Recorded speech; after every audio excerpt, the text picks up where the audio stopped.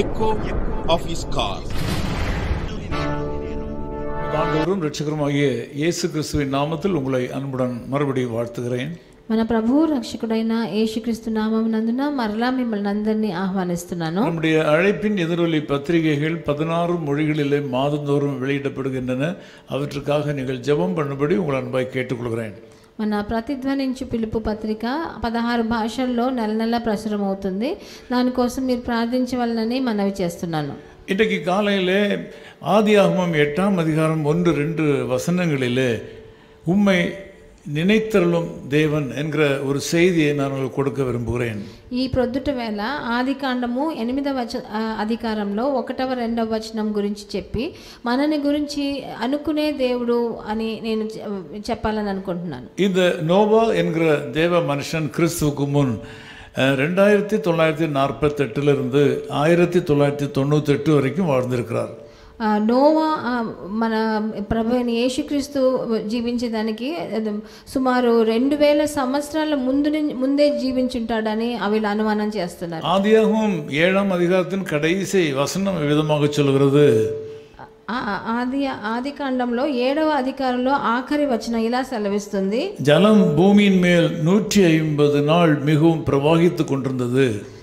150 రోజులు చాలా నీరు లోకం మీద పొర్లుతూ ఉన్నదని రాయబడి ఉన్నది. ஒரு பக்கத்திலே நோவாவினுடைய பேழைக்கு வெளியே இருந்த லட்சமான மக்களும் ஜீவராசிகளும் தண்ணீரிலே மூழ்கி தங்கள் ஜீவனை இழந்து கொண்டிருந்தார்கள். ఒక పక్క నోహా పడవలో ఉన్న వాళ్ళకి బయట ఉన్న వాళ్ళ జనులు పక్షులు మృగాలు అన్నీ చనిపోతూ ఉన్నాయి. ஆனால் மறுபக்கத்தில் இந்த பேழைக்குள்ளே இருந்த நோவாவையும் நோவாவினுடைய குடும்பத்தையும் ஆண்டவர் இங்கு நினைத்தருளினார் என்று வேதம் சொல்கிறது.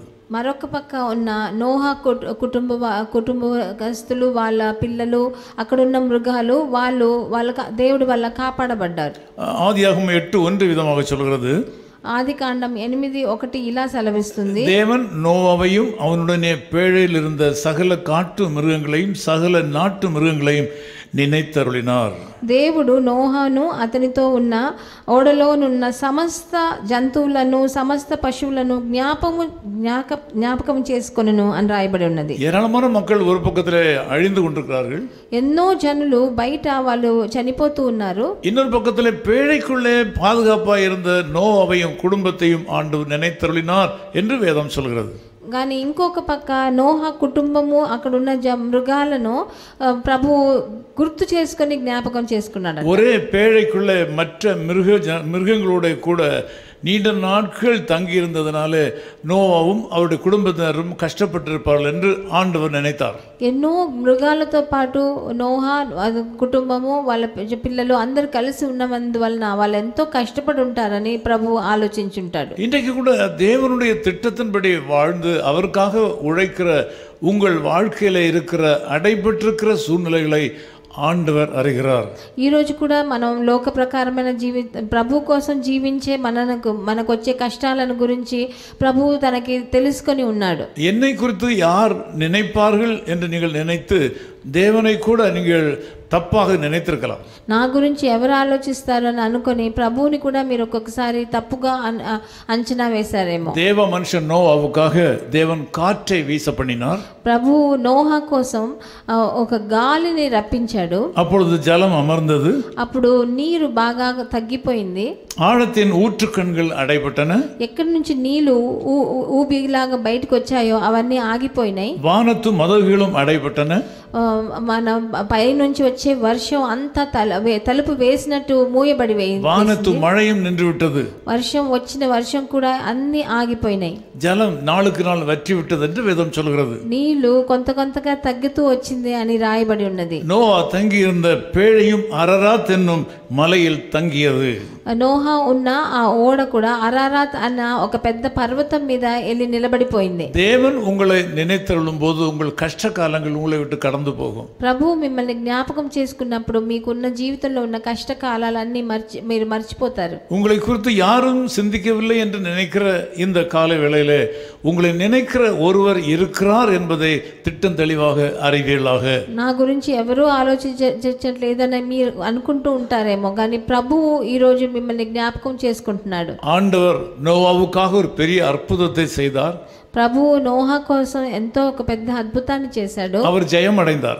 ఆయన తన జీవితంలో విజయం చెందాడు, வெற்றி அடைந்தார், విజయాన్ని పొందాడు. அதே ஆசீர்வாதம் இந்த காலைவேளையில் உங்களுக்கும் உண்டு. అదే ఆశీర్వాదం మీ అందరికీ కూడా ఈ ఉదయకాలంలో ఉన్నది. நீங்கள் தைரியமாக இருக்க வேண்டும். మీరందరూ ధైర్యంగా ఉండాలని అనుకుంటున్నాను. காற்று வீசும், మీకోసం ఒక గాలి వీసబడుతుంది, அதன் மூலம் மழை நிற்கும், దాని వలన మీ జీవితంలో వచ్చే వర్షం ఆగిపోతుంది, உங்களை நெருக்கிற தண்ணீர் எல்லாம் வற்றி போகும், మీ చుట్టూ ముట్టిన ఆ నీళ్లు మిమ్మల్ని ఆగిపోతుంది, உங்களை அலக்கழிக்கிற வாழ்க்கையின் படகு சரியான இடத்துல போய் நிற்கும். మీరు ఎంతో తడబడుతున్న ఈ జీవితం అది సరిగా మీ ఓడ నెమ్మదిగా నిలబడుతుంది. நிச்சயமாக இந்த நாள் உங்களுக்கு ஜெயத்தின் நாள். ఇది తప్పకుండా మీకు ఒక విజయాన్ని ప్రసాదించే రోజు. நான் உங்களுக்காக ஜெபிக்கிறேன். నేను మీకోసం ప్రార్థన చేస్తాను. எங்கள் நேச பிதாவே உம்மை நன்றியோடு ஸ்தோத்திரிக்கிறோம். మా ప్రియ తండ్రి మీకు వందనాలు స్తుతులు. இந்த காலைவேளையில் உமக்கு நன்றி ஐயா என்று சொல்கிறோம். ఈ ఉదయకాలంలో మీకు చాలా కృతజ్ఞతలను సెలవిస్తున్నాను. எங்கள் கஷ்ட காலத்தில் எங்களை நினைக்கிற தேவன் ஒருவர் இருக்கிறதற்காக ஸ்தோத்திரம். మా కష్టకాలంలో మమ్మల్ని జ్ఞాపకం చేసుకునే ఒక ప్రభు మా కోసం ఉన్నందువలన స్తుతులు. பல நேரங்களில் ஆண்டவர் எங்களை நினைக்கவில்லை என்று நினைக்கிறோம்.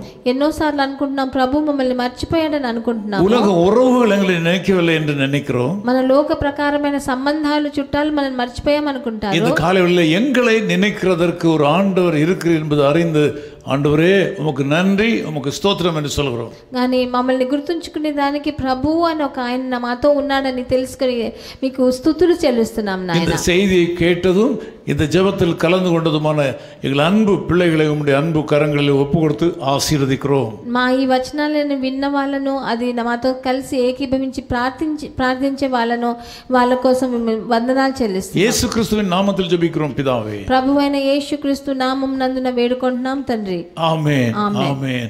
தேவன் நம்மோடு வாசம் செய்வாரே, திருக்கரத்தாலும் துயர் துடைப்பாரே. தேவன் நம்மோடு வாசம் செய்வாரே, திருக்கரத்தாலும் துயர் துடைப்பாரே. துக்கமில்லையே துன்பமில்லையே, துதியின் காணமே தொனித்திடுமே.